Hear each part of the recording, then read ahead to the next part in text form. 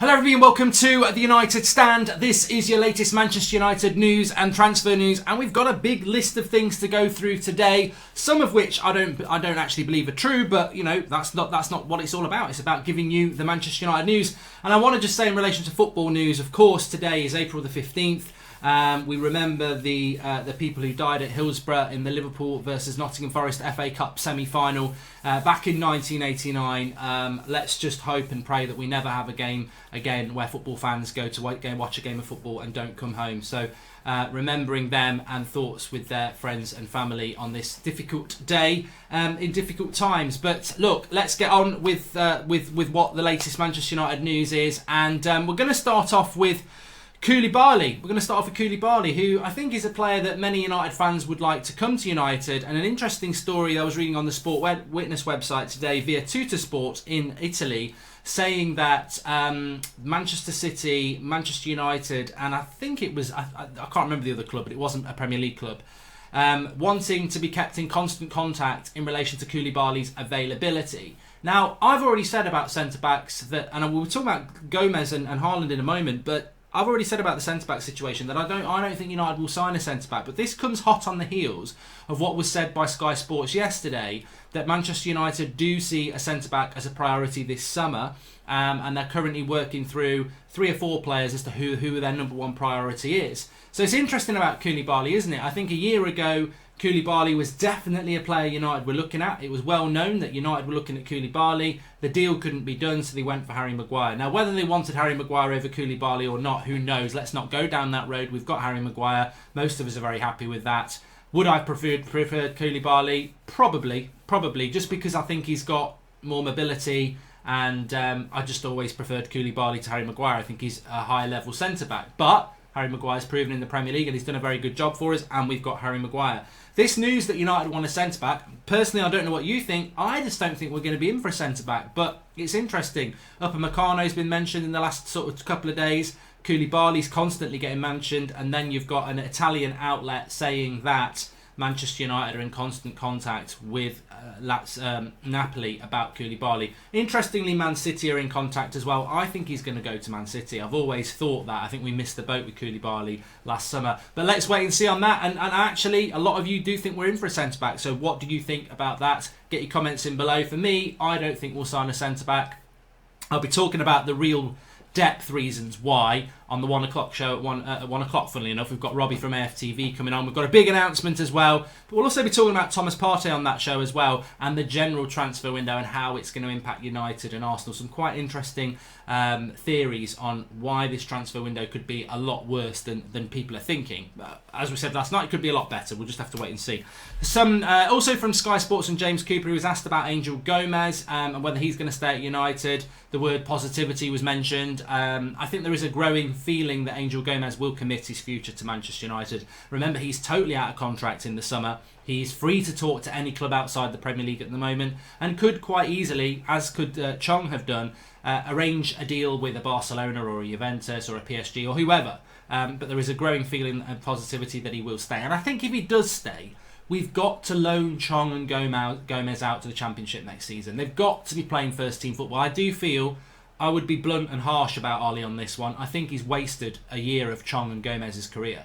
I think we were sort of told on the tour last summer, oh, these lads are ready. They clearly weren't ready, and then they've just not been used. So they've just spent a season playing under 23s football when really they should be playing men's football. They should be playing first team football. And if we can't offer that, which we clearly can't, you've got to get them out on loan. Chelsea have shown what you can do with people like Tomori and Mount and Tammy Abraham, and that needs to happen if these players stay. And I imagine that's one of the stumbling blocks that Gomez and Chong have had, is that they feel that they've not been used properly this season. And you can forgive Solskjaer for that. It's his first big season. He's had a lot to deal with, but we need to handle our youth players far better next season. I think Garner's got to go out on loan as well. Great talent, but what's the point in him just playing reserve football and training with the first team? I just don't think it's. I think we need to get them out on loan. Also on Erling Haaland, quite an interesting story yesterday. I don't know whether many of you saw it. There is this feeling that Erling Haaland could go to Real Madrid in the summer because he's got a release clause. Manchester United, of course, have been mentioned in relation to this as well. Clarity around the release clause for Erling Haaland. It would have been really weird if Dortmund bought him in January and then he can leave for 65 million in the summer to Real Madrid. Now, we've had some more clarity on this coming out, and apparently There is a release clause. It is rumoured to be around 65 million, but it doesn't come into effect until 2022, which is in 2 years' time. It's not even next summer. It's certainly not this summer. It's not next summer. It's the summer after that. Which leads to the question, United pulled out of this deal apparently because they didn't like the release clause. I think the truth of what really happened is that Erling Haaland chose to go to Dortmund, which is what he sort of admitted himself. Because a release clause that doesn't kick in for 2.5 years... all right, you're only going to get a certain value, 65 million, and you might be worth 150 million, and that's a problem. But, and I do agree to a certain extent that you don't really want that sort of release clause there. But for Dortmund, it's not really a massive problem. They spent hardly any money on him. I think it was less than 20 million. They're going to make a clear 45 million profit no matter what. And yeah, maybe they want more, but they've definitely got him for the next 2 to 3 years. And also, remember, that's a release clause that comes in 2022. Next summer, Real Madrid might say, we'll take him now for 100 million. So there are options for Dortmund there, but there certainly aren't options for United this summer or Real Madrid. He will be at Dortmund next year and potentially for the year after that. So that's interesting about Erling Haaland. Also, a couple of stories. I mean, we've been linked to Belotti. Belotti, remember Andreas Belotti, Italian forward, Torino. And we were linked to him quite heavily 2 or 3 years ago. Apparently Calcio Mercato in Italy are reporting that he's been offered to United. I think that ship sailed a long time ago. I wouldn't be looking at Belotti anymore. And I think he was worth a look a few years ago, but Italian forwards, I always have this like mental block when it comes to Italian players coming to United and coming to England anymore. We don't seem to get many. Most of them seem to stay in their own league. John McGinn has been mentioned in The Sun. 25 years of age. At the start of the season, nobody was really talking about Grealish to United. A lot of people were talking about John McGinn, Scottish midfielder, box to box, started the season well, got injured. Everything's got a little bit quiet on him. There's talk that United is still interested in John McGinn. Now, that would be interesting, wouldn't it, if we didn't sign Grealish and we went for McGinn. I don't think we were in for John McGinn. I think McGinn had to have a breakout season in the Premier League, and unfortunately he looked like he was going to do that and then he got injured. I don't think United would be looking at John McGinn as a player to come in and solve Manchester United's midfield issues, but that's out there as well. Donny van der Beek. James van der Beek used to be in Dawson's Creek. Donny van der Beek's agent has come out and said, I can't say too much because of confidential matters, but with regards to transfers, there's a lot of things going on, and also we'll just have to wait and see what happens when football comes back, which I think is going to be the common sense approach for a lot of footballers at the moment, and a lot of moves is that, yeah, look, people who thought they were going to be moving in May, June, July are now, will I be finishing my season in May, June, July, and then beyond that, will I get the move that I need? Of course, football is as uncertain as anything at the moment. Will there be money? Will there be bargains to be had? Will clubs have lots of money and buy lots of players? Will clubs not buy lots of players? We'll have to see. But Van der Beek is definitely a player that is wanted by a few clubs. Real Madrid have been mentioned, which could be good for if he goes to Real Madrid. It would probably mean Pogba stays at United. Could he come to Manchester United? I think the situation that Van der Beek comes to United is I could see him going to Man City. I think he suits Man City and Pep Guardiola, to be honest. I think he suits Liverpool a bit, but could I see him at United? I don't think United will go for him, I know we've been linked to him, but I don't think we'll go for him. Maybe if Pogba went, we would look at him, but I don't think we're going to look at Donny van der Beek anyway, if I'm absolutely honest.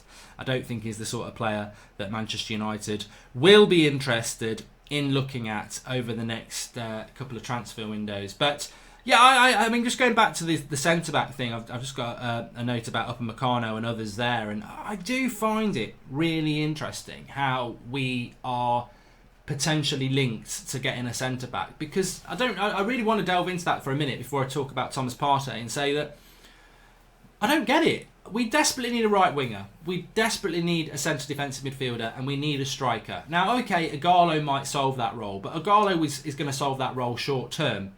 Right winger is essential. That's the number one position. I also think a centre defensive midfielder is, and to be looking at a centre back as a priority, I just don't get that. And there's people with credibility saying this now. It was mentioned in The Athletic a couple of weeks ago. It's been mentioned by Sky Sports now. Manchester United see a centre-back as a priority. I just don't believe that. I don't. I've not heard it. No one's told me it. I'm only taking it from them, and obviously some people feel that they're very reliable. Are they filling space, or is there any truth in it? I just feel it's filling space. I don't think it's a story. I don't think we're in for a centre-back. As I said, the person I was speaking to a couple of days ago never said anything about centre-backs, but then other people are. you've got to give the story. So if we're in for a centre back, we're in for a centre back. But I just don't get it. If I'm Ole Gunnar Solskjaer and I'm looking at my squad, I need a right winger, I need a striker, I probably need a midfielder, and I definitely need a more defensive-minded midfielder. And then I might be looking at a centre back. But you could say, well, maybe we need a fullback more than that. You've got Lindelof, Harry Maguire, Axel Tuanzebe, and Eric Bailly, right? Eric Bailly's injury prone, I get that. Lindelof's hardly ever injured. Maguire's never injured, and Tuanzebe, okay, little bit injured. So you could say, well, I'm a bit worried about Tuanzebe and Bailly. Maybe I need another centre back to come in. But then you're going to have 5 centre backs. Are you going to sell Bailly or Tuanzebe, or are you going to loan Tuanzebe off? I don't know what. Maybe that is the. I'm trying to work through it live with you here. But then if you bring a Koulibaly or a Meccano in, you're going to have to drop a Lindelof or a Bailly to play with Maguire, and then can you carry 5? It just doesn't matter. And also, it's the money. It's the money. You're going to have to spend 50 to 80 million to bring in a decent centre back. Unless we're going to look at that Collins guy from Stoke as a younger centre-back to come in who won't cost that much. Maybe that's what we're going to look at. I don't know. But it doesn't make a lot of sense to me. What does make a lot of sense is the noise around Thomas Partey. And I would like to see Manchester United and a little bit of noise around Thomas Partey. But yet again, this morning, it's all about Arsenal. It's all about Premier League clubs. But it's not about Manchester United. And this is unfortunately, maybe there is some truth that we're looking at a centre-back. I don't think there is. But there's no rumours about a centre defensive midfielder, and that, to me, for the last 2 years, has been the position we should be looking at. Matic, whether Matic can... Well, Ricky loves Matic. Matic has been good recently. I don't think Matic can give you a full season. I actually would use... a very good question yesterday was, who's the most overrated player in the Manchester United team? And I think it's very hard to have an overrated player at United anymore, because we know who's not good and we know who's good. Matic, to me, is he now wandering into the overrated category? Let's look at Matic over his career at United. He started off quite well. He had a dreadful season. He had a bad start to this season, and he's come good. Most of his season, he hasn't been good enough. There's reasons people call him Static Matic and a bag of cement, and he's playing very well at the moment. And I'm not disrespecting Matic. He's playing very, very well at the moment. But the problem is, he's not been Mr. Consistent in his time here, and he's 31, getting older. We should be looking at a CDM to come in, because Fred isn't a CDM, and I'm not convinced McTominay is. So that's taking the ball from the back four and feeding your attackers. It's like it's the Carrick role. It's essential. It's the Roy Keane. It's the Paul Scholes. It's absolutely essential. It's the Jorginho at Chelsea. It's the Rodri at Man City, and every good team's got one. And I don't know what our long-term plan is for such a crucial position. We've solved the number 10, the Bruno. That was essential. We're going to sort out the right winger, hopefully. But I think we also need a CDM who can take the ball off the back four. Now, maybe we're looking at McTominay to do it. And I'm not saying that he can't do it. But I don't think Fred can do it. You know, when you listen to people like Troy Deeney and other clubs who say we target Fred because his first touch is off a little bit, that's not the player that you want taking the ball off the back four with his back to goal. You know, that's not what you want. So I think United need to be looking at a player like that, and I don't know what the long-term plan is. For me, if I was a guessing person, I think they're going to turn McTominay into Michael Carrick. And if they do that, we're laughing. But there is a player there that I would, in Thomas Partey, that I think if he goes to Arsenal, that's a shambles from United, because he has proven what he can do against teams like Liverpool, and I think he would be perfect at that price. But what do I know? We're not looking at a CDM, that's what I know, and I think we should be. Thanks everyone for watching. Smash a like on the video, subscribe if you are new, and we are live at 1 o'clock with the Don Robbie from AFTV. We've got a big announcement for you as well, and we'll be delving into some big topics about the transfer window and how it may not be what we're all thinking it's going to be. Speak to you at 1 o'clock, live of course. Have a great morning.